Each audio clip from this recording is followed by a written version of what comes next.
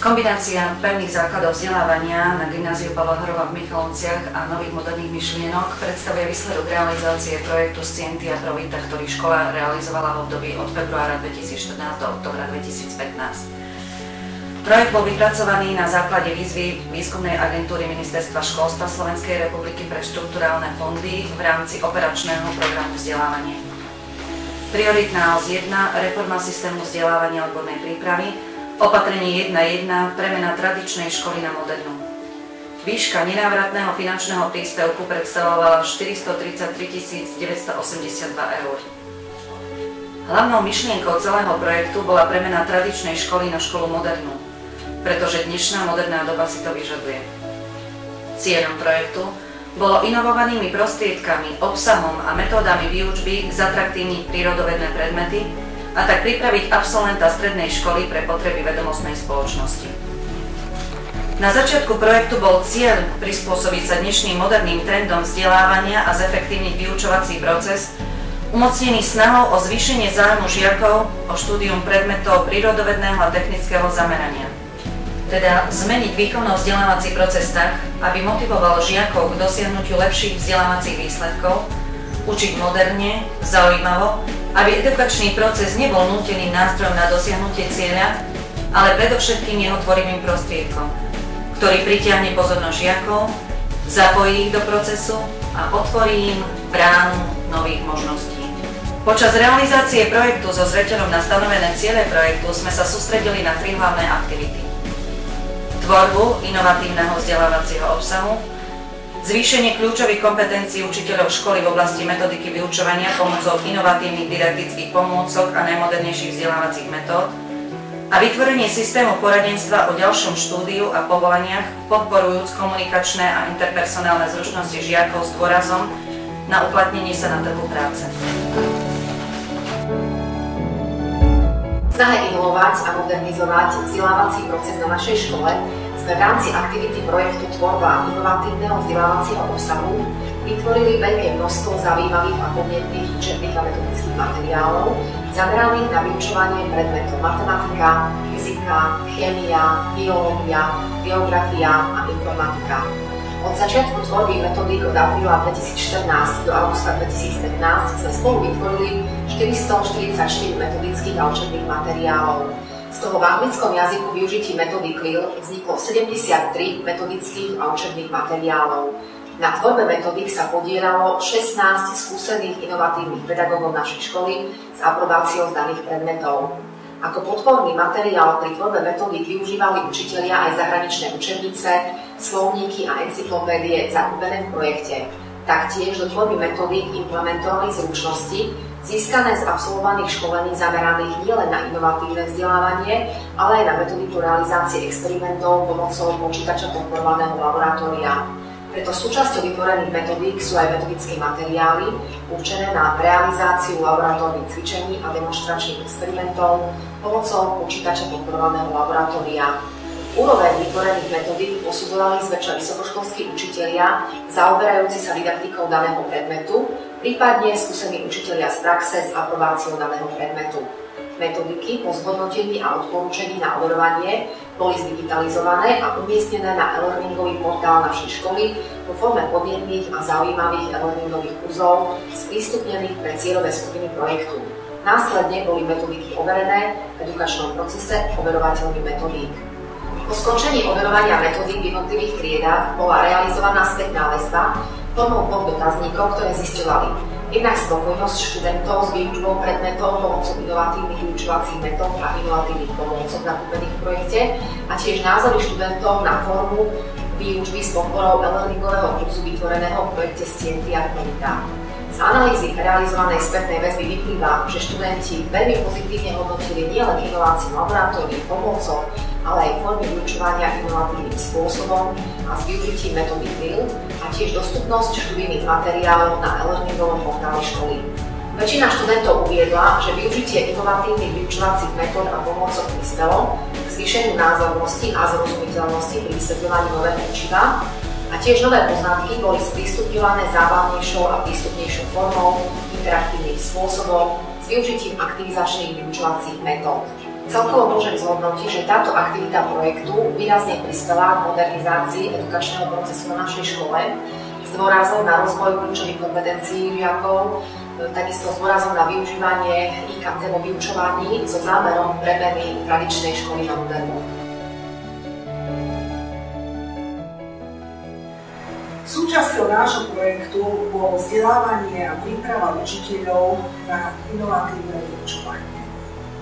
Vzdelávanie sme realizovali v projekte s názvom Zvýšenie kľúčových kompetencií učiteľov školy v oblasti metodiky vyučovania pomocou inovatívnych didaktických pomôcok a najmodernejších vzdelávacích metód. Zapojení učitelia získali zručnosti v práci s tabletmi a novými pomôckami, navštevovali kurzy práce s odborníkovým prostredím Moodle, matematikári sa naučili používať matematické softvery GeoGebra a Derive, vybraní učitelia si mohli zlepšiť svoje jazykové schopnosti v kurzoch metodiky vyučovania prírodovedného predmetu s dôrazom na súčasnú odbornú terminológiu v angličtine. Učitelia informatiky absolvovali kurz na programovanie školských robotov Lego. Niektorí z učiteľov absolvovali školenie na vytváranie učebných materiálov v prostredí iBooks a Auto. Na zlepšenie psychohygieny, zlepšenie vzťahov, pre profesionálne riešenie konfliktov a pre motiváciu všetci učitelia absolvovali výborný kurz 3 dní pre osobný rozvoj učiteľa. Počas neho sme strávili 3 dní s výbornými lektormi Zuzanou a Petrom Perovcami, ktorí nám odkryli skryté zákutia učiteľskej duše, naučili nás asertívne komunikovať medzi sebou, ukázali nám, ako funguje dobrý kolektív a mnoho ďalších vecí. Okrem týchto školení niektorí naši učitelia absolvovali vzdelávanie na inovatívne vyučovacie metódy na Prírodovedeckej fakulte UPŠ v Košiciach. Tieto kursy boli vedené erudovanými odborníkmi vo svojich predmetoch. Jedným z dopadov nášho projektu je aj realizácia denného IT tábora na našej škole pre deti zo základných škôl. IT tábor je realizovaný iba pomocou našich učiteľov a ochotných a šikovných študentov a žiakov školy, ktorí organizujú celý 5-denný program sami. Deti sa na tábore učia programovať na počítači, učia sa programovať roboty Lego, programovacie autíčka, pracujú na tabletoch, natáčali animované filmy, programovali hry. Deti pod vedením učiteľov a animátorov pracovali v našich novovybudovaných laboratóriách prírodovedných predmetov, kde vyrábali elektrinu, robili bubliny, robili sopku, prenášali elektrický náboj, mnoho ďalších zaujímavých pokusov. Súčasťou boli aj aktivity v prírode a telocvične. Hľadali poklad pomocou GPS, farbili si trička, hrali futbal a iné hry zajímavé.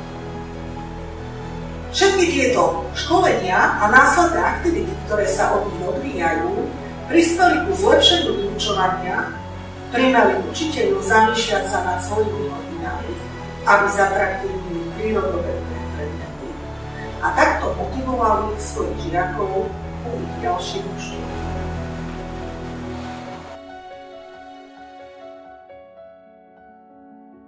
V rámci skvalitnenia profesijnej orientácie žiakov našej školy sme do projektu zakomponovali aktivitu 3.1 pod názvom Výchovné poradenstvo ako nástroj profesijnej orientácie žiakov. Cieľom tejto aktivity bol vytvoriť systém poradenstva o školách a povolaniach s dôrazom na uplatnenie sa na trhu práce našich žiakov. Program tvorili 3 aktivity. Prvou aktivitou bola odborná príprava študentov, tzv. Mladých kariérnych poradcov. V rámci projektu sa nám podarilo vyškoliť 14 aktivistov, ktorí spolupracovali s výchovným poradcom, riednymi profesormi a spolužiakmi, čo umožnilo rýchlejšie šírenie informácií v triedách a získanie informácií o problémových a nerozhodných žiakov. S Zvýšila sa aktivita a účasť samotných žiakov v oblasti profesijnej orientácie. Zároveň sa žiaci naučili vystupovať pred kolektívom a prezentovať výsledky svojej práce na verejnosti. Či už to bolo v televízii Mistral alebo v školskom časopise Kocky. Druhou aktivitou je prezentácie vysokých škôl pod názvom Viac informácií, lepší výber vysokých škôl. Na pôde našej školy sa nám podarilo zorganizovať dve veľké prezentácie vysokých škôl technického zamerania. Prvá sa konala 15. mája 2014 a 275 žiakom stredných škôl Michalovec sa predstavilo 8 fakult Technickej univerzity v Košiciach. Druhú sme organizovali 25. marca 2015, prezentovalo sa 7 fakult Technickej univerzity v Košiciach, 3 fakulty Žilinskej univerzity v Žiline a Strojnícka fakulta Slovenskej technickej univerzity v Bratislave. Na tejto prezentácii sa zúčastnilo 281 žiakov nášho gymnázia a Strednej odbornej školy technickej v Michalovciach. Žiakov zaujali nielen vyčerpávajúce informácie o fakultách, študijných programoch, prijímacích pohovoroch, možnostiach štúdia po ukončení vysokej školy, ale aj pestrý propagačný materiál, praktické ukážky vysokoškolákov, či už to boli lietadielka, roboty, modely stavieb, 3D tlačiarne a po tretiu aktivitu tvorila návšteva veľtrhov vzdelávania a práce. Vďaka finančným prostriedkom z Európskeho sociálneho fondu mohlo 40 žiakov 3. a 4. ročníka navštíviť najväčší študentský veľtrh Akadémia v Bratislave v dňoch 6. a 7. októbra 2014 a 40 žiakov sa zúčastnilo na 21. ročníku veľtrhu pomaturitného a celoživotného štúdia Gaudeamus v Brne v dňoch 3. až 5. novembra 2014. Na veľtrhoch žiaci získali podrobné informácie o možnostiach štúdia na vysokých školách a vyšších odborných školách na Slovensku, v Českej republike a v zahraničí. Obdržali tiež sprievodcu budúceho vysokoškoláka, teda návod, ako postupovať pri výbere vysokej školy. Mali možnosť využiť poradenský a informačný servis pri výbere študijného odboru, školy alebo fakulty. Boli im tiež predstavené sprievodné programy Veda pre život a Poďme sa hrať s technikou. Naši študenti sa zapojili aj do súťaží, kde mohli získať hodnotné ceny, a to po skončení každej prezentácie jednotlivých vysokých škôl. Veríme, že všetky aktivity, ktoré sme počas projektu zrealizovali, prispejú ku skvalitneniu prípravy našich žiakov na vysokoškolské štúdium, k lepšej orientácii sa v sieti vysokých škôl a k zdarnému uplatneniu sa na trhu práce.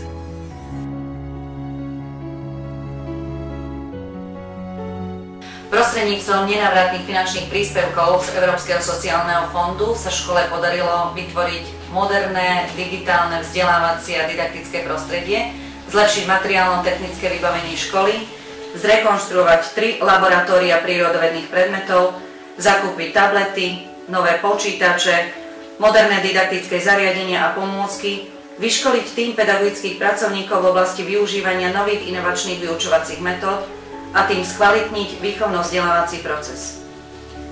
Priebežné výsledky a skúsenosti z realizácie projektu sme prezentovali u nás v škole na odbornom workshope s názvom Využitie tabletov vo vyučovaní alebo Máme tablety a čo s nimi.